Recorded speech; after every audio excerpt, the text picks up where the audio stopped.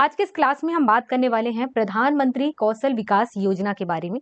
ये काफी अभी चर्चा में है। चर्चा में इस वजह से है क्योंकि शिक्षा मंत्रालय ने लोकसभा को ये सूचना दी है कि प्रधानमंत्री कौशल विकास योजना के तहत 3 लाख से अधिक महिलाओं को प्रशिक्षित किया गया है।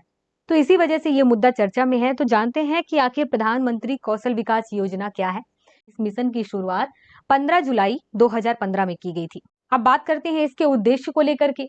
तो उद्देश्य था 2022 तक, मतलब कि अभी तक भारत में 40 करोड़ से ज्यादा लोगों को अलग अलग प्रकार के कौशलों में प्रशिक्षित करना। इसके अलावा समाज में बेहतर आजीविका को उत्पन्न करने का साधन बनाना। इसके अलावा सम्मान के लिए भारतीय युवाओं को व्यावसायिक प्रशिक्षण व प्रमाण प्रदान करना। प्रधानमंत्री कौशल विकास योजना से रिलेटेड अगर कुछ इंपॉर्टेंट फैक्ट है तो वह सबसे पहले है कि इसकी शुरुआत को लेकर के, शुरुआत कब हुई। इसके अलावा है उद्देश्य को लेकर के कि किस उद्देश्य से इसकी शुरुआत हुई थी। ये आपको निबंध लिखने में, सिविल सर्विस एग्जाम की मेंस लिखने में, इसके अलावा प्रीलिम्स एग्जाम में भी क्वेश्चन आता है। तो आपको कम से कम उसका डिटेल ज्यादा पता हो या ना हो, लेकिन इसका अर्थ पता हो, उद्देश्य पता हो, इसकी शुरुआत कब हुई थी, तो इससे क्या होता है कि आपके एग्जाम में काफी हेल्प हो जाएगा। इस योजना के नोडल एजेंसी की बात करें तो राष्ट्रीय कौशल विकास निगम ये यहाँ पर नोडल एजेंसी का काम कर रहा है। मिनिस्ट्री की बात करें तो कौशल विकास और उद्यमिता मंत्रालय के अधीन या इसी के अंडर पर इस योजना को लागू किया गया है। प्रधानमंत्री कौशल विकास योजना को 3 पार्ट्स में करके लागू किया गया था। पहला पार्ट जिसे लागू किया गया था इसका नाम है प्रधानमंत्री कौशल विकास योजना 1.0। यहाँ पर इसके रिजल्ट के बारे में बात करते हैं। तो 2015-16 में जब इसे लागू किया गया था और इसका रिजल्ट आया तो इसमें 19.85 लाख उम्मीदवारों को प्रशिक्षित किया गया था। इतने सारे लोग उस टाइम पर इस योजना के तहत प्रशिक्षित हो गए थे।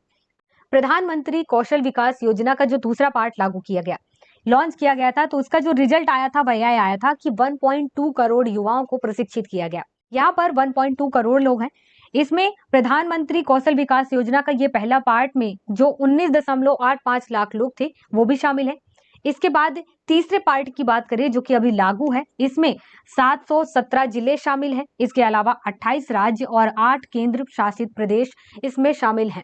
मतलब कि यहाँ पर इस योजना को लॉन्च किया गया है अभी। इसमें 8 लाख उम्मीदवारों के प्रशिक्षण की परिकल्पना की गई है। यहाँ पर इसका मतलब ये है कि इस योजना का जो तीसरा भाग लागू किया गया है जिसमें ये जिले और केंद्र शासित प्रदेश शामिल हैं, यहाँ पर ये परिकल्पना की गई है, ये सोचा गया है कि इस योजना की वजह से जहां तक 8 लाख लोग या 8 लाख युवा जो हैं वो प्रशिक्षित होंगे।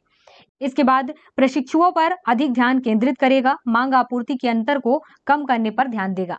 यहाँ पर यह कहा गया है कि इस योजना का जो तीसरा पार्ट लागू किया गया है इसमें यह उम्मीद की जा रही है कि जो प्रशिक्षु है, मतलब कि जो ट्रेनिंग लेंगे उसी पर ध्यान दिया जाना है। इसके अलावा जो मांग की जा रही है, मतलब जो मांग है और जो मांग की पूर्ति कर दी गई है, इन दोनों के बीच जितना कम अंतर रहे उतना ज्यादा अच्छा है।